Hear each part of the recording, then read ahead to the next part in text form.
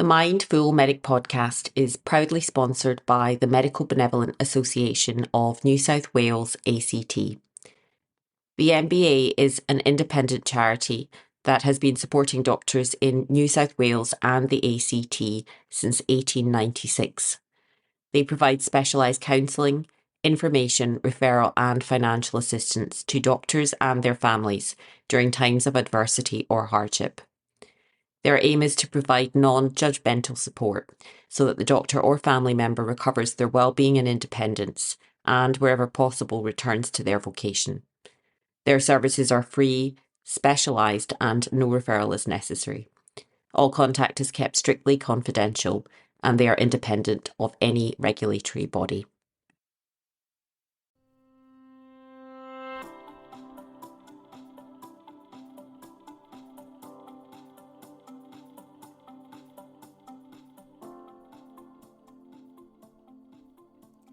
Hello and a very warm welcome to the Mindful Medic podcast.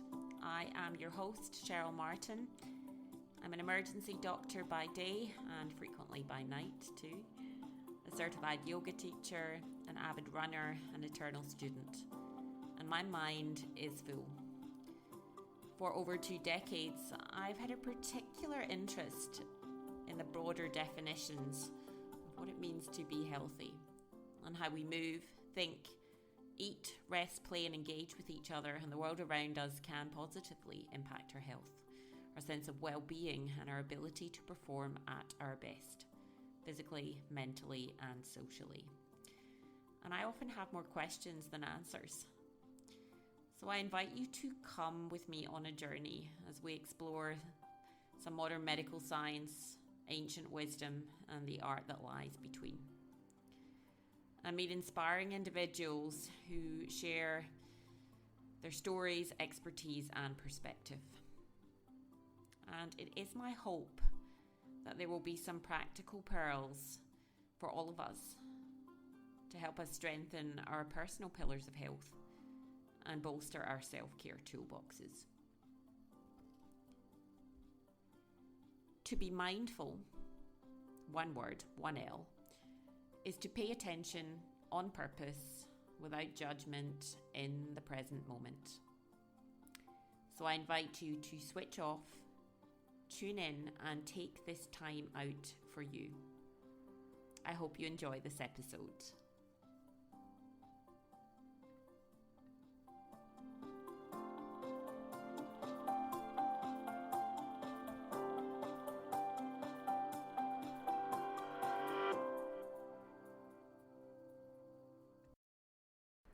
Hello and welcome to episode 2. Thanks for tuning in and thanks to everyone who took time to feedback on the first episode of the podcast. Dr. Brandy Cole's conversation was universally enjoyed. Thanks to my IT and tech team who continue to give me pointers, although I will say that's still very much a work in progress. So for this episode, I want to continue on this theme of doctors who extend borders in the medicine that they practice. And we're going to meet a colleague who has a particular expertise in this idea of using our lifestyles in a prescription for health. And we were, medicine taught us to, there's a problem and you give them a pill or you do something and they go away and that's it. And the longer you stay in one place and you get to know people, you realize that, it must be something more than that because, what they do day to day obviously must make a difference to how well they are functioning. That was Dr. Greta Prozesky. Greta is a GP of more than 20 years experience. Since 2000, she's been based in the Grampians in Victoria. And she's had a lifelong interest in the role our lifestyles can play in our health. I've had the privilege to meet Greta on more than one occasion now and have thoroughly enjoyed our conversations. 2 years ago, Greta opened her own practice, the Wholistic GP, and in 2019 she became a fellow of the Australasian Society of Lifestyle Medicine. When she's not at work, you can find her hiking in the Grampians, in the sheep yards with her husband, or on a yoga mat. Greta aims to find sustainable health solutions for her patients, particularly addressing the underlying causes of chronic diseases and not giving typical quick fixes or band-aid approaches. I hope you enjoy our conversation. Thank you, Greta, for giving up your afternoon to take this time to talk with me. I am very grateful. I'm particularly excited because I know that you were meant to be presenting at the Australian Lifestyle Medicine Conference last weekend, which did go online, but obviously has been postponed until later in the year. So I'm delighted to get some pearls and snippets from that presentation today. I have introduced you to our audience, but I wanted to just open with a bit about your journey in recent years and why, after 2 decades in general practice, what led you to start the process of becoming a fellow of the Australian Lifestyle Medicine College and ultimately to open your practice, the Wholistic GP? Well, thank you very much, Cheryl, for the opportunity. I appreciate it very much, and it's a great honor. I will say that my journey, even though a lot of the changes has happened in the last 2 years, really I think it came from when I was even before I even thought of studying medicine. I would There was just events that made me realize there is a link between how we feel um, and what's how we are, how well we are, how well we're functioning, or how well we are feeling in our bodies. And and this was personal experiences. And along with that, my mother had an interest in homeopathy, so I was introduced to a broader type of medicine from a young age. I suppose more than just going to the GP, and we had a great relationship with our local GP. So looking forward, I then studied medicine because of my passion to really I really wanted to help people. I suppose when you're a teenager, you want to change the world, and that was the way I've always enjoyed, health and wellness. It was just a natural a thing that I gravitated towards. So I entered medicine, had a great and fortunate, very very well basis of training in South Africa, and then my journey sort of went via the UK for a year, and then I went to the Middle East for a few years, and then I ended up in Australia in general practice in rural West Victoria, and it was great. I love the community. I was involved with whole families, so it was a great fit. But always along the way, there was a little bit of dissatisfaction with the way we were treating our patients. People would come in and medicine taught us to, there's a problem and you give them a pill or you do something and they go away and that's it. And the longer you stay in one place and you get to know people, you realize that it must be something more than that, because what they do day to day obviously must make a difference to how well they are functioning. It cannot be ignored.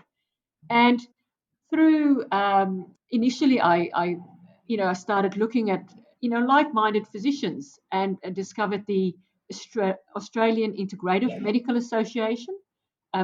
Dr. Karen Phelps, or Professor Karen Phelps, she was the president of that at one stage, and then sort of met people more so from bigger cities that were sort of having similar approaches to mine, thinking that it's not just about medications and giving people that and sending them home on their way, and them being really quite passive in the whole process. The doctor tells you to do something, and that's it. You're fixed. So I then, also discovered the College for Nutritional and Environmental Medicine, and at one of their conferences, I attended a lecture that was presented by Professor Gary Egger, and I heard about the Australasian Society of Lifestyle Medicine, and it was like a light bulb that went off in my head, because this was my tribe. This were the people I looked for. It wasn't. It was, almost you can say too simple, for some people to believe that what we do day to day contributes to potentially a lot of, our illnesses, and therefore it could potentially also contribute to our wellness. And so it's a very long-winded story, I know, but it's through it's really. No. So I just discovered that um, there was this evidence-based, scientifically proven approach by applying things instead of not being physically active, becoming physically active. Instead of eating a nutritionally deficient diet, changing the quality of your food, and it can improve your health. And therefore, and through the Australasian Society of Lifestyle Medicine, or ASLM as they're known, was then introduced to the board certification exam for lifestyle medicine, which was it was the first time held in 2017, an international exam, and I sat that and successfully passed that, and through that have then since then obtained my fellowship. But it's just a philosophy where the patient is the core. Yeah, thank you. The patient becomes an active participant. The patient, or it's a patient or a person centered approach to health, and that's really what you get to at the summary. The person, it's an individual drives their healthcare with a team of people around them for support. So, do you mind if I just read out the mission statement for your practice? Please do. We do it we say it every day. Yes. I think that's fantastic. Greta's mission is to engage, educate, and inspire her patients by delivering conventional medicine and integrative healthcare with lifestyle medicine. So, conventional medicine is the medicine we would all be familiar with. You maybe have an investigation organised, you maybe have a pill prescribed for you, or an appointment to see a specialist. So as you've moved to have this more integrated approach, has the way you practice medicine changed significantly in the past few years?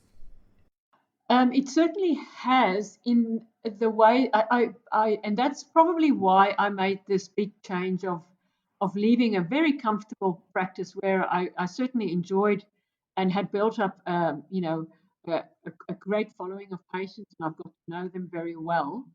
But I think there is a certain expectation if a patient comes into a clinic, a doctor's clinic in Australia, or probably anywhere in the world, that they are going to leave probably with a pill or a test, or something that they have to go away and take. So again, that's passive, reasonably passive participation.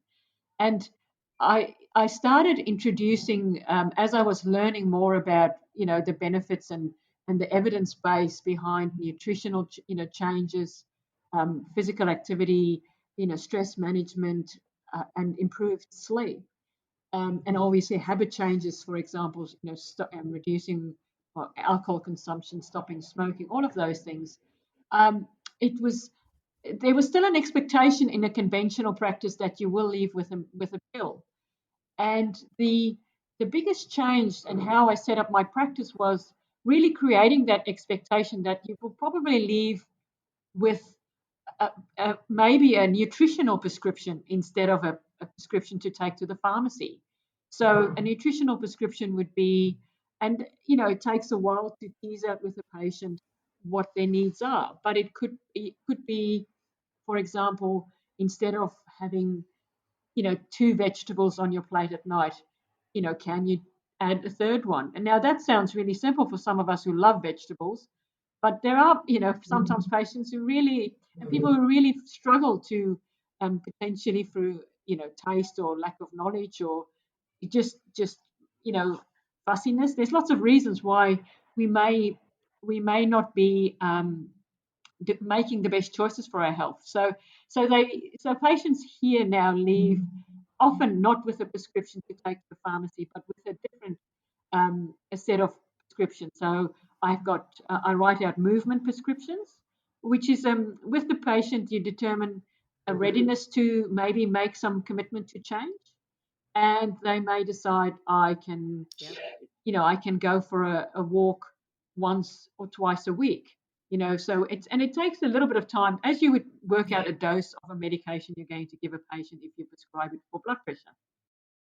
It doesn't mean it has to be in isolation. You can still potentially, and still often a patient may need a script for hypertension or to manage their blood pressure or their diabetes, or their depression for that matter.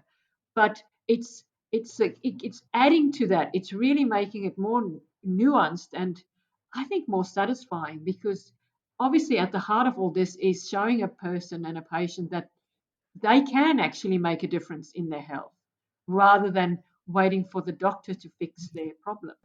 Oh, that was fantastic. Great overview, and so many things I'd like to pick up on from that conversation. Just firstly, thinking about investment of time, not just for you, but also for your patients, was that a potential challenge, a barrier when you were starting up the practice? And were there any other difficulties that you faced as you made this move? It certainly was obviously a big factor, and I was initially told that I will not be successful because of the additional time required. It was not sustainable for me to solely do what we in Australia obviously talk about bulk billing. So I couldn't completely rely on Medicare to cover the cost of the time I was investing. The so And what was your reaction and response to people that might have said that to you? Well, I said, well, I'm going to try. I think, I mean, I'm certainly, as a consumer of a variety of things, prepared to pay for what, I think we expect quality when we pay for something. So, and if we are satisfied with a service, it's the same as if I go to a restaurant. If it's a slightly more expensive restaurant, I expect a better service. And if I get that, I would be happy to pay for it. So, in the end, our patients are, for lack of another word, they are consumers. We are consumers today, and in a business setting, I mean, it's never, if it was up to me, I would probably do this for free because it's when time stops for me is when I engage with a person who's interested in their health. But I have to pay staff. Yeah, but it also strikes me that you have stepped entirely outside your comfort zone and you've taken a very difficult first step for fundamentally something that you believe in. You're passionate about the health of your patients and this subject. And I suspect other people might see challenge and adversity where you see opportunity. I think it was that first step was certainly the hardest. There's obviously lots of logistics when you set up a new practice. It's the whole business structure, registering with Medicare. But once I made the decision to step away from a very comfortable and very happy practice where I was for 20 years, and I was a partner in a practice for of that practice for 8 years. Yeah. It Once I made that decision that I'm making the change, really if I look back, it's amazing how things did sort of fall into place. I think it was Yeah. I was, I think ready at the time, and as I mentioned before, with the board certification exam and ASLM coming along, I think that was sort of that last push, and knowing that I had support of other like-minded colleagues who I could, call upon and ask.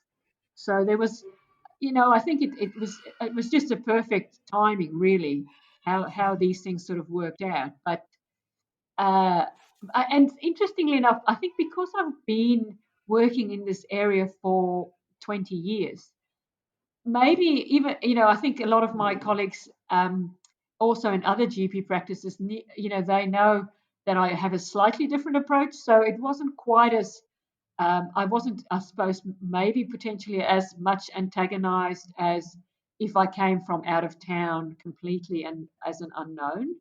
So I have had referrals from some of my colleagues, where they suggest for their patients to come and see me because they believe that a person might benefit from a more of a lifestyle medicine approach.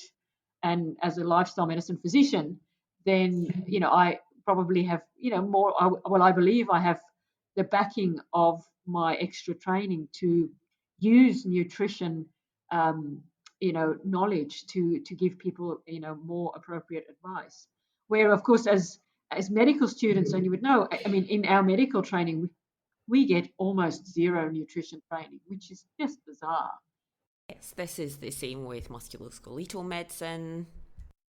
Mental health. I mean, Professor Felice Jacker at Deakin in Geelong. I mean, they've proven that diets are linked with mental health very strongly through the SMILES trial, and her institute are doing constant research. I mean, it's yes, but why do we still? And I asked the registrars. I mean, and as recently as last year, and they barely touch on things like nutrition. I believe with and again, ASLM is doing a lot of work with in primary care and with the training of medical students to try and encourage and push at least the making universities aware of this ever growing field, which I think cannot be ignored any longer. And I think is the medicine of the future. How have your patients responded to changes in the practice? Any particular success stories, any challenges, and how have they invested in this idea of a shared prescription of healthcare? I think like in in conventional medicine, I think there's a range of results. I've had some amazing results from patients losing significant amount of weight. I've had an amazing story of a young lady who had significant diabetes to the point where she was put on quite high doses of insulin, and basically with some time and nutrition training and knowledge, she's stopped her insulin completely. She's lost about 20 kilograms. Her sugar levels are completely within normal. Her HbA1c, which doctors would know is the 3 monthly check, they're all below 6 now and has been for 6 months. It's and she feels, and of course that's the other thing, she feels so much better, and I've reduced her medications, not increased it. So that's a small part. That's one of many examples, I suppose. The other area I've seen a lot of work in, which I think a lot of doctors see a lot more now, is the mental health sphere. So a lot of people with anxiety and feeling overwhelmed. I think in our modern day, very busy, and um, there's always issues, stresses that can trigger people's mood and emotional well-being, and uh, again, making that link with, if you support your body with good nutrition and make adequate sleep a priority, that you can actually see some changes, and I've certainly seen that as well. So but of course, there are people who are not ready. We talk about that readiness for change. Some people, they, I think there is still that hope that somebody else will fix my problems. I sometimes wish that too.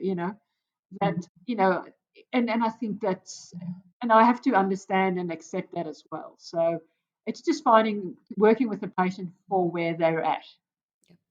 And I mean, the first episode of this podcast, we met Dr. Brandy Cole, who's a sports and exercise medicine physician, and she talked again about individual prescriptions. I know she would prescribe exercise, she'd tailor it to the individual, she'd start small, and because if you don't write it down, it is a bit like prescribing any medication or pill.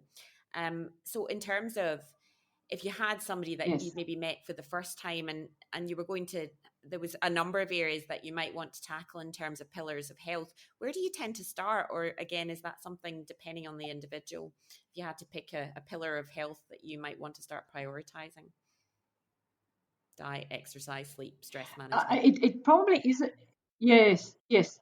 It is probably a little bit individual, but I do believe if a body is not well fed, if I often use the analogy in my practice of a body being like a car. So if you don't have proper fuel in the car, the car won't run effectively. And I think a lot of us, we see a lot of our patients, and a lot of people out there are surviving, but they're certainly not thriving. They're not well.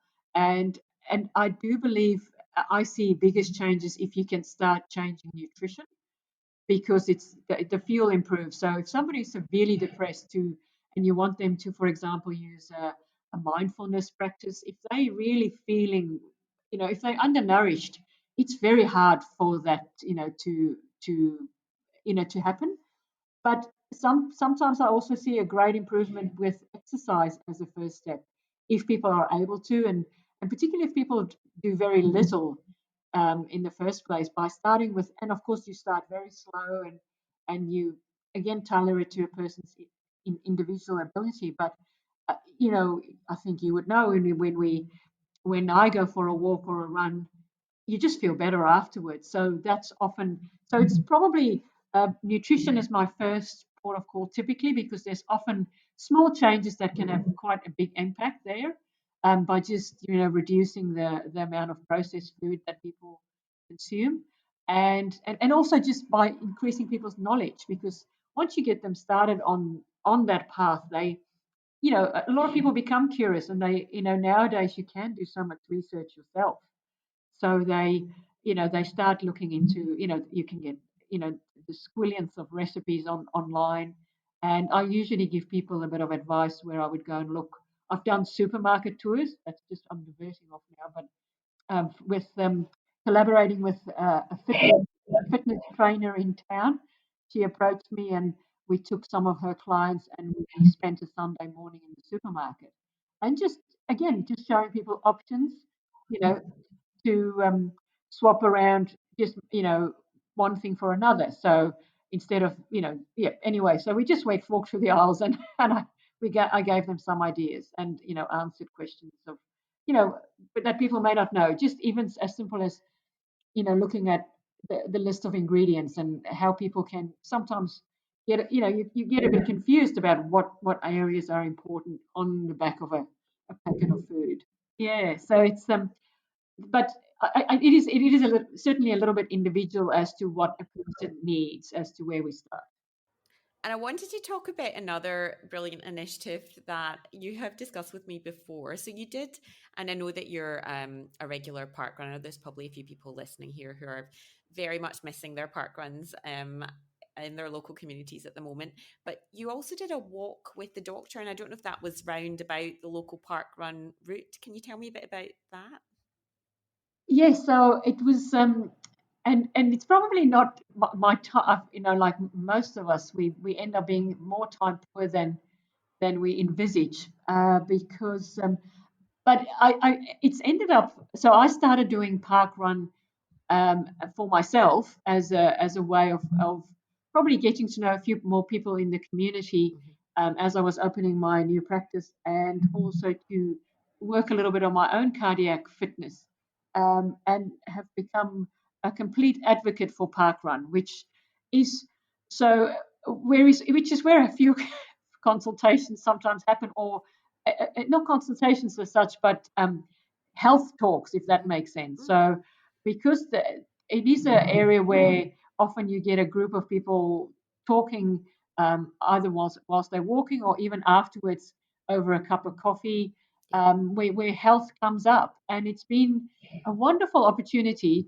to do exercise. So I think, first of all, setting the example of, because I think it's no point me telling people that exercise is good for them and not doing it myself. Now, I think Yes. it doesn't matter what type of exercise you do, but I think, showing people that these things are possible. And because, and particularly with parkrun, it's a bit of a running joke, because that's fun, because I was known to say I would never run. I was never a runner, and now in my late 40s, I am now a runner, apparently. Um, Great.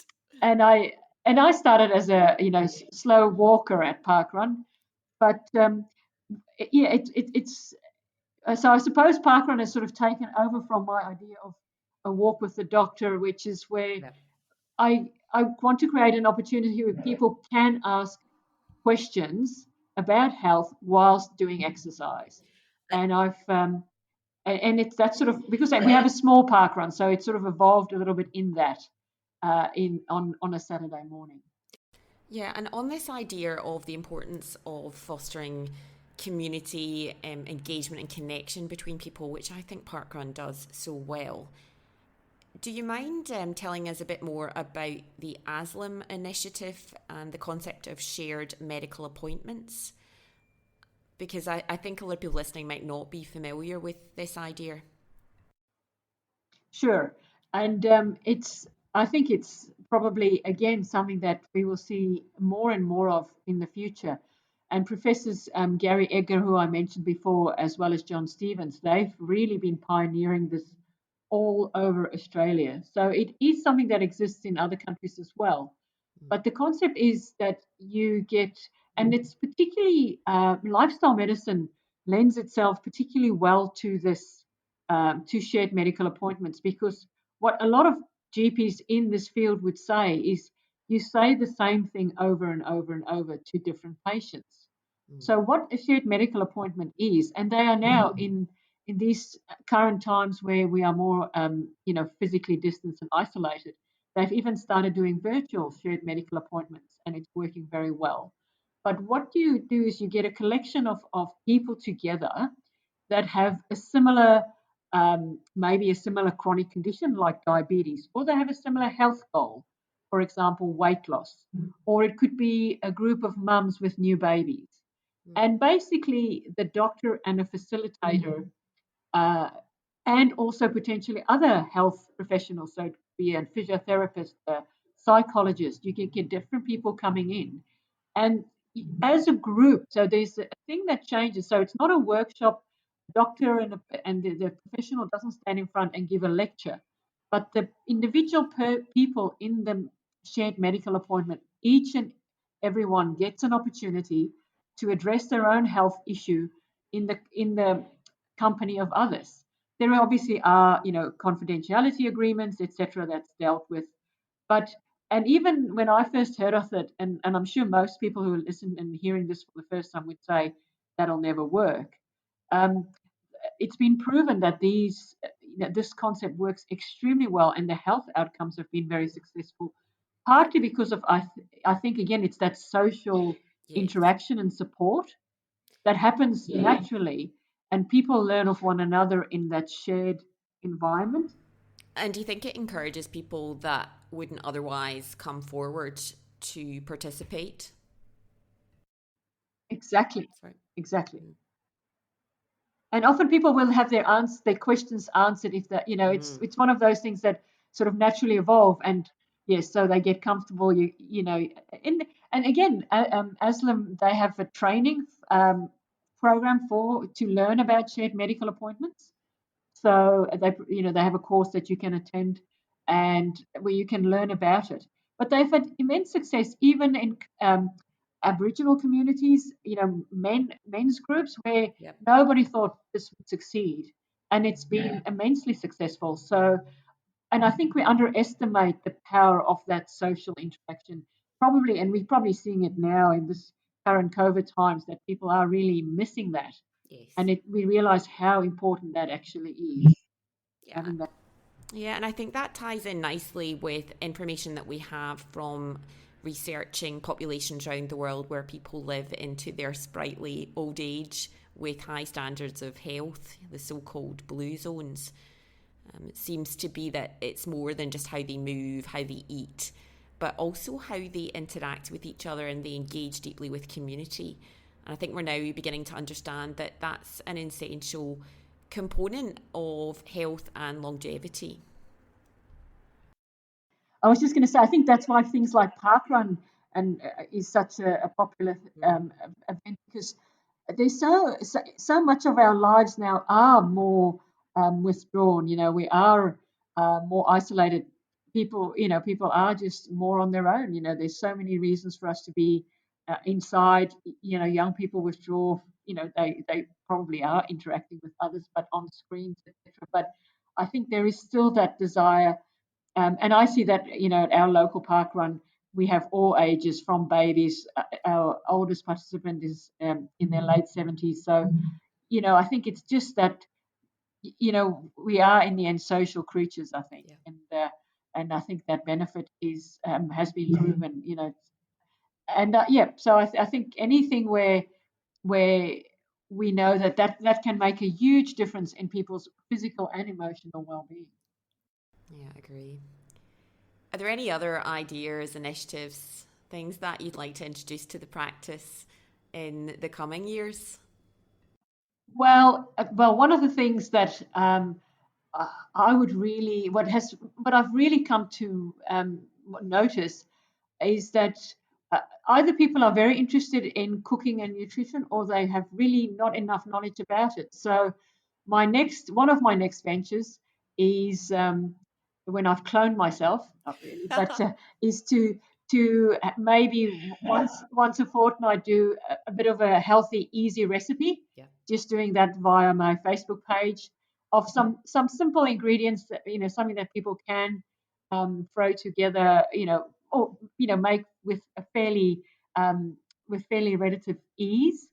I do know there are lifestyle medicine physicians that do run cooking lessons, and again have had great results. I've seen also of physicians who've gone into people's houses and showed them how to cook. So it's amazing how these basic skills of life, are the things that are potentially, as I say, contributing to us being ill. I mean, if you think about chronic illness being, it's probably about 70% of the burden of our, of disease in modern day, is the chronic things. And most of them have a lifestyle um, aspect, component to it, and often it's completely lifestyle based.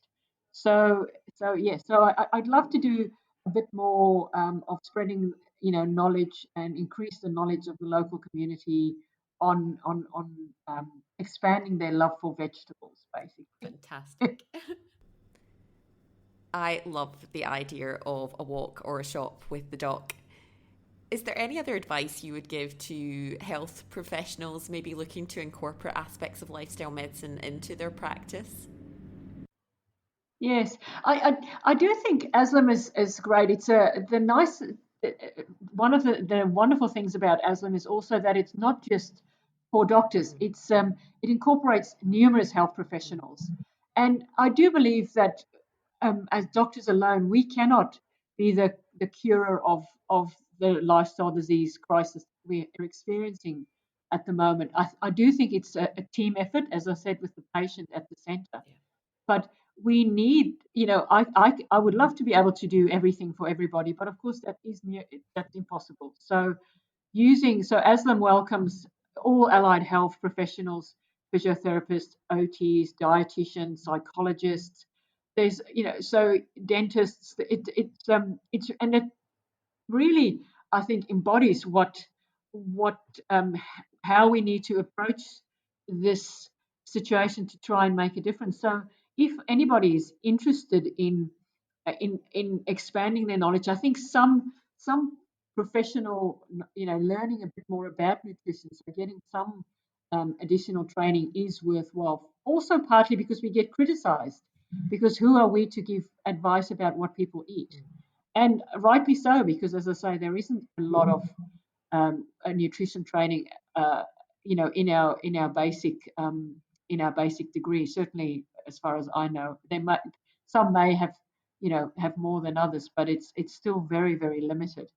And I think certainly mine started with self reading, but having the backing of the board certification and our fellowship behind me, I'm confident that I can use this knowledge with with the science base behind it. I can prove, I can show the studies where it's been evidence based, and that's important. It's not a fad. It's not a trendy thing as such. It is very well researched and has been for some time.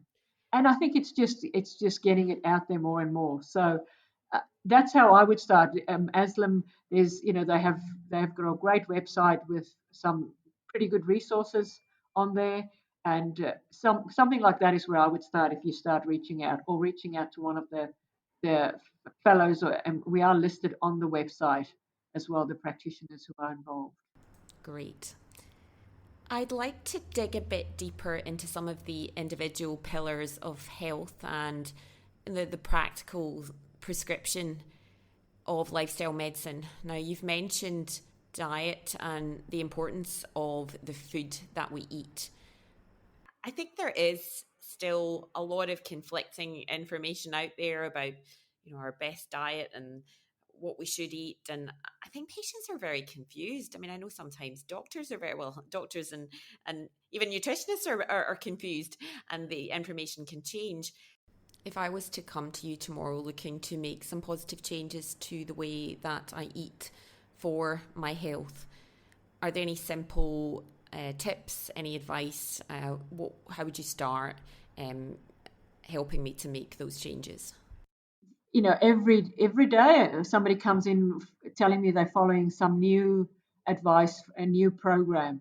And the reality is, I don't think it's about a program at all. It's about long-term eating. I mean, the word diet in Greek means way of life. So a diet is not a thing you do as a 6 weeks challenge. You do it for life.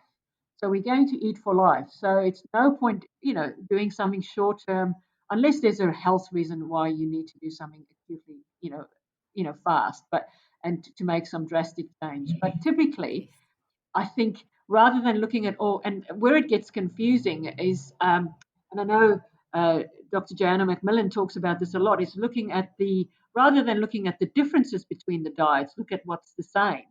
And really, and it's not I'm not, it's not me who said this. Michael Pollan said, eat whole, eat mostly plants, and don't eat too much. And that's really what it comes down to in the end, or just eating real food. Understanding that real food is something that has one ingredient and not a packet with potentially 24 ingredients listed on it.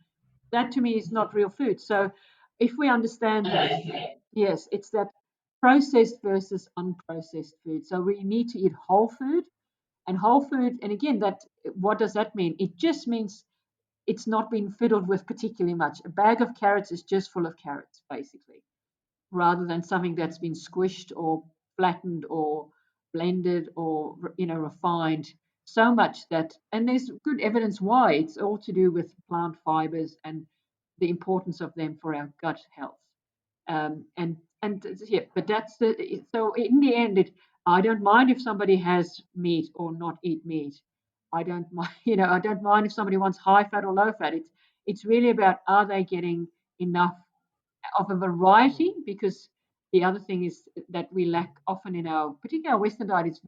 It can be very bland. It consists of quite a few products just put into different shapes. So cereals and pasta could all be the same thing in the end. It's about looking at different types of food, that's been, that is whole. So that's probably where I end up coming back to, and incorporating that into what people's preferences are to a certain degree. You have to look at that, and also potentially food choices. Some people may prefer not to eat meat at all, and then you have to, give appropriate advice accordingly. Fantastic. So we've mentioned diet and exercise prescription, and we have touched a bit on stress management and anxiety. What about sleep? What do you Yeah. advise your patients that maybe are struggling to sleep? Yeah. Well, don't sleep as little as I do, please. But not because I don't. I sleep extremely well, and that's probably my saving grace. I just find that, I travel a bit in and out from work, and to fit in my exercise, etc. I sleep very well. I do, but I probably sleep an hour or two less than ideally I should. So um, sleep is not an evolutionary mistake. We were meant to sleep. Lots of stuff happens when we sleep. And I think there's more and more research as well going into sleep. I mean, just in the recent years, I've seen, more and more books pop up on the shelves, in shops about sleep and the importance of it. And it's also being researched a lot more. So there's a lot of repairing that happens when we sleep, and we need it basically. And I think we're in a society, unfortunately, we are lucky enough to have electricity. We have lots of distractions that keep us away from closing our eyes to sleep. But the worrying thing Yeah. for me is probably more that when people sleep, they have poor quality sleep as well. So often interrupted, very light, not restful. And that's probably, if you're not waking up feeling particularly rested and rejuvenated, I think it's looking at your sleep, and then looking at, is it potentially about um, screen time, which there is again well evidence that we are looking at screens too long and too much and too late at night. Um, Yeah. Also, what time of, when am I eating my last meal of the day? And is bed the time when I try and solve all the worries that I haven't had time for during my day? And now my brain has to try and deal with that tonight. So there's a couple of I often talk to people about really using their breath as a way of trying to stimulate that vagus nerve and trying to get them into a relax, the rest and repair nervous system. Yes, this appeals to the yoga teacher in me. I'm a huge proponent for the powerful role our breath can have on helping us to tune into that idea of the parasympathetic nervous system and decrease the fight and flight response. What simple breathing exercises do you teach your patients? Sure. Again, I try and keep it very simple because I find once you want to address food and you can overwhelm people, of course, and they go away and go, oh, this is way too hard. I can't do all Mm, of this. So my simplest takeaway suggestion is usually just counting your breath, but also doing a count of 3 on an in breath, hold it for 4, and out for 5. So that slightly longer out breath seems to really be good to stimulate the vagus nerve. So counting 1, 2, 3 as an in breath. You can hold your breath for 4 counts. So 1, 2, 3, 4, hold, and then out for 5. 1, 2, 3, 4, 5 as an out breath, and then just focusing on that whilst you're lying in bed sleeping. And people have reported that it's surprisingly effective. And again, for something that sounds quite yeah. simplistic, I think it's often our minds are just still processing. It's very busy when we finally switch the light off, and it's just trying to process all the things we've been through. Also, what I'm seeing more and more of is probably the worries about the future. More that anxiety and worry and feeling overwhelmed. And once you're in bed, I mean, the best thing to try and do is just focus rather than on not sleeping. Focus on things that you can be doing potentially get you in a more restful state. Yeah, and I think both of us are seeing a lot of that at the moment. There's a lot of anxiety, a lot of overwhelm. What do you do for your patients that maybe need a bit more support in this respect? Yeah. Well, I certainly there's a few local psychologists and that I often ask help from. Uh, when people need a bit more time and support, and there are also a couple of local meditation and mindfulness teachers. So that's probably something that I think would also be something I would like to maybe run here at the clinic with a mindfulness practitioner, to because it can, meditation is very trendy. It's mentioned a lot. Mindfulness meditation, both of those words, it's often intermingled or blended, but and I think for some people it's still quite foreign, and they still link it with either something very spiritual, or and then it's maybe something that doesn't appeal to them. But of course, really a lot of it, we all have a mind, we all have emotions, so it's really about connecting with that. And I do believe more and more we are paying attention to that. Even in conventional medicine, we've come to realize we cannot ignore that side of it. And really, that's probably at the heart of a lot of the patients that I see, that there is an emotional component, that potentially could lead to then physical conditions as well. But sometimes addressing the physical conditions, making people feel better, physically, then you can sort of address those emotional things. When they feel more, I suppose, when they feel more nurtured and robust and ready to deal with that side of things. Yeah, and I do think you're right that terms like mindfulness have become these trendy buzzwords. And I wonder if that can put people off. How do you find a way in for people who are maybe a bit more skeptical? Well, I often say we all have to breathe. I mean, we all breathe. We don't have to think about it, but it is the one body function that we can actually have control over. And I think sometimes people even think about it in that way. Is it, to say, well, we breathe, our heart beats, our body functions, but we don't actually think about it. We don't have to tell it. If we had to tell our body, if we had to tell ourselves to take a breath every time we had to do it, we'd all be dead because we'd be distracted and we'd forget to breathe.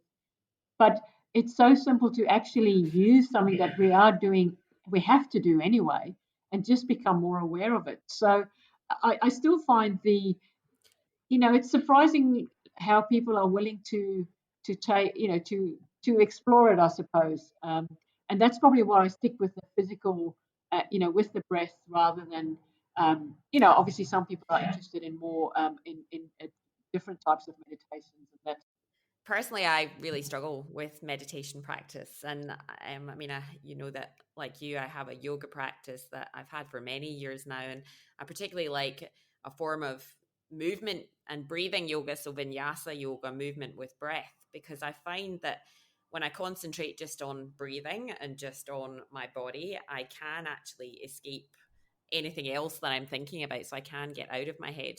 I find when I sit down, usually on a hard floor, my bottom usually gets numb and my mind is racing. I do find it hard. When yes. I can tune into, the breathing or tune into something else to focus on to distract my mind from all the other noise, then I Yes. do find that's a way in for me. Yes. And I think there is still that idea. Yeah, there's this idea that meditation is about somehow having no thoughts and being completely in a state of bliss or something like that. Which, of course, if you read about, it's not about that at all. Um, and it's just those moments, often just moments of being present and aware. But yeah, it's certainly, I've found sometimes running and using very rhythmic breathing during running I think that can be a form of meditation. Physical yoga practice absolutely can. If you're not mindful during yoga, sometimes you end up you know struggling a lot more than it's interesting. You can, I find sometimes I can even practice going into the supermarket and think, now I'm going to try and be really just present and aware whilst I'm doing my shopping. Really be aware of my breathing. And it's quite interesting when you do day-to-day things, and for moments you just become aware. Even driving the car, that's another one where I often go, I was listening to a podcast yesterday, and it was an emergency medicine podcast, and they were talking about just when you have those moments when you feel like everything is getting on top of you and everything is getting away, just ask one question: yep. where are my feet? And I find in yoga there's a Yes. there's a big, in addition to breath work, it's all about grounding. And it's similar when I'm running and feeling grounding, particularly when I'm running out in beautiful trails. Awareness of breath, awareness of body, and that idea of, so the body awareness interoception is quite a new concept for us in medicine, I think. But Yes. I think getting people to be aware of what's happening in their own bodies. A lot of us have disconnected Exactly. with our breaths, Yes. disconnected with our bodies and our emotions. They're all in this state of disconnect. When I teach yoga, I think it's been interesting to have, people come in, they're forward bent, they're breathing up high in their chest, even standing up straight feels like you're back bending. And to see those people who maybe are a bit skeptical and they're stiff and they start to move, they start to breathe, and you don't have to do very much. But interestingly, although they feel good in their body, and initially that they think that's probably what's going to bring them back, they don't ultimately stay for what they do with their body. Yes. They stay because of the way they feel when they leave the class. Yes. Yep. And for me, that's gold. Yeah, absolutely, absolutely. I always think, well, and you talked about the disconnect, and I really think that's, you know, we go to school and you learn about all these amazing things, but I wish they would teach people where their pelvic floors are and how to activate them, and teach them about, why did we learn that in school? Pelvic floor exercises, mindfulness, about nutrition, the basic skills of life, which I think is as you say, I think there is that complete disconnection, and when I can show people how to activate one muscle in their leg, like activate your quad muscle, and they look at me and they go, "How do you do that?" And I go, "Well, it's just an awareness." And I think Yes. sometimes we carry our bodies around, and things happen to it, but we really have no concept why. And a doctor is really a teacher. I mean, I think that's really the definition of a doctor. We're obviously healer, but also teacher, and that's sort of why the word educate is in my mission statement, because I think it's the more we educate people, the more they become empowered to be their own best doctor at the heart of it, really. Yeah, I mean, I completely agree. I think we would both like to get this message out there more universally. We live in modern times, and I think we have become, we've just become dependent on external things to, other, reliant on other things fixing us in a variety of ways. So, yeah, I think Yeah, it's, no, I agree. It works I'm, both I'm ways. optimistic though. I think yes, it does work both ways, and I think the demand patients are asking a slow, because that's how it's going to change. If people want more, then we as a profession will have to find a way to accommodate that, I suppose. I just look at how instantly, phone. It's completely probably off topic, but how quickly phone consultations suddenly was available, for us as GPs and other health professionals in this COVID time. Um, I've been wanting to do phone consultations for ages because it's a great way to just quickly reconnect with patients, but there was no way of being remunerated for it. And now, kindly there has. And I think, so it is just, I think the demand was there. And so we adapted. Yeah, we talked about this last week, the idea that when it really comes down to it in times of crisis, we can really advance and make things happen quite quickly. It's amazing, isn't it? How, yeah, how that how crisis has just forced us to, be more innovative, and I'm hoping some of the changes will stay. I think some have been really good in the health field anyway. Yeah. Yeah, and I think it goes back to, we are very adaptable as humans. I think we sometimes forget what we're actually able Yes, to withstand. And um, exactly. Yes. yeah, it's really interesting. I'm only 2 episodes into this podcast, and already a number of recurring themes are emerging. Greta, I want to thank you for carving out the time this afternoon to have this conversation with me. I don't doubt that everyone listening has found immense value as I have. So, like last week, I just want to finish with a couple of questions for you about your own personal approaches to your health and well-being. So, firstly, what does good health mean to you? I think it's about feeling connected.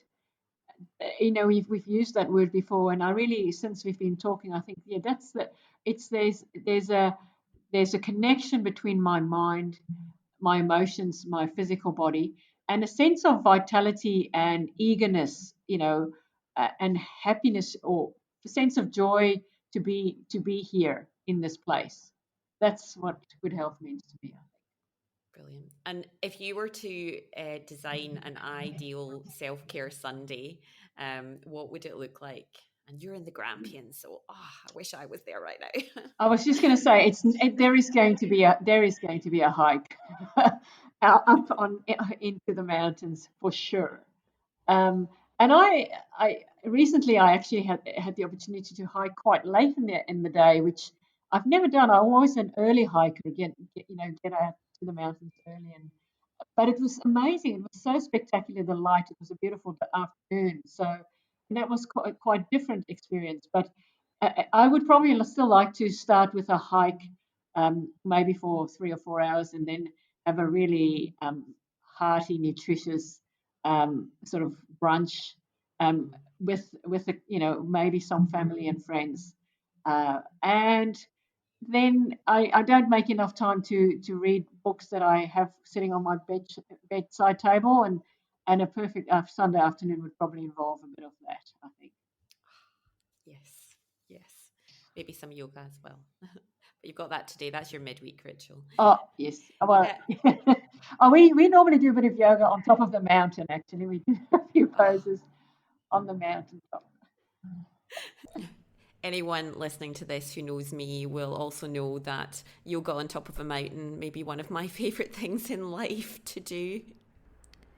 On a more serious note, you have had to really step outside your comfort zone. You've had to go against the status quo. And I'm sure there's been challenges and roadblocks and adversity. How do you keep yourself motivated in challenging times? Do you have any positive affirmations, mantras, any techniques that you use to boost your mood when you're maybe feeling a bit low yourself or are struggling?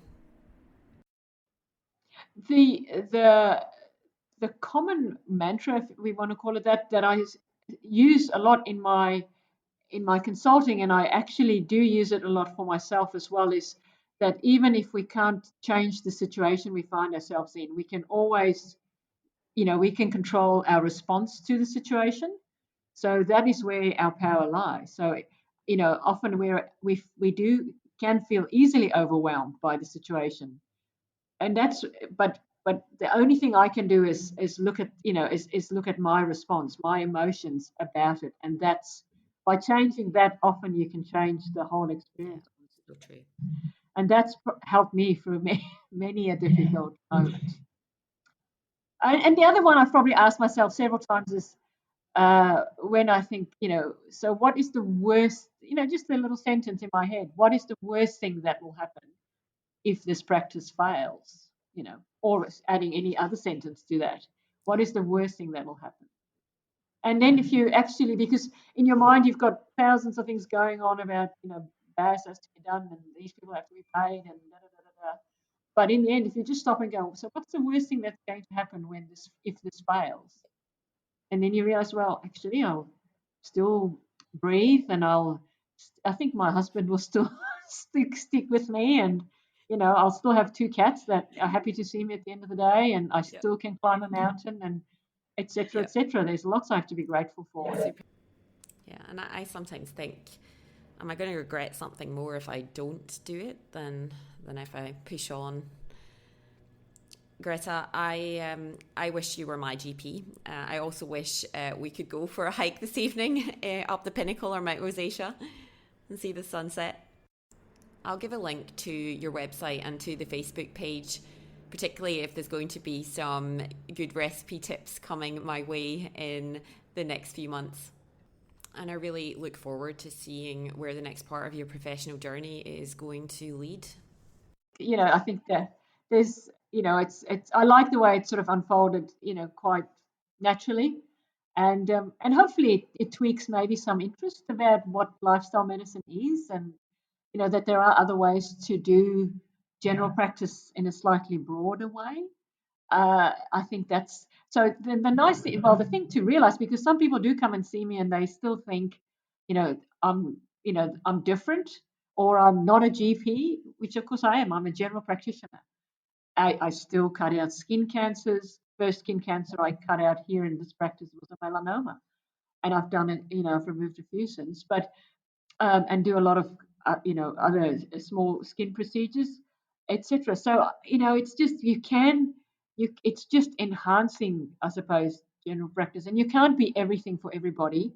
I know that, but it's certainly, well, it's enhanced my satisfaction. It's certainly made my job satisfaction much more by being able to practice in a way that the way I'm doing now.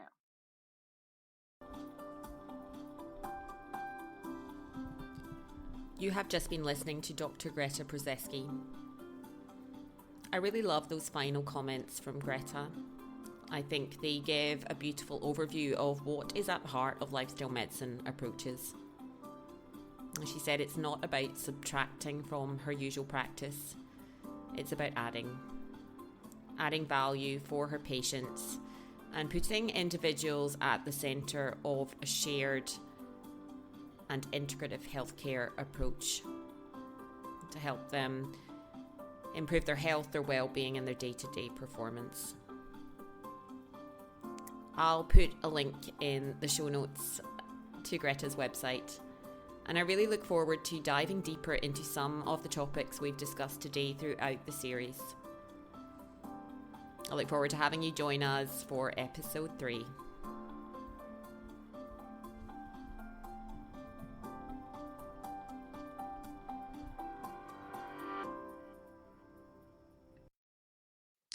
The MBA New South Wales ACT does wonderful work for those of our colleagues who are, at this very minute, experiencing a hard time. One way you can show you care about doctors' welfare is to go to their website, www.mbansw.org.au, and donate today. Knowing that their colleagues' care is a big part of these doctors' recovery, so please be part of the solution. All donations are tax deductible. If you can, please consider a monthly donation, as even small amounts collectively will allow them to plan their growth to support the increased demand.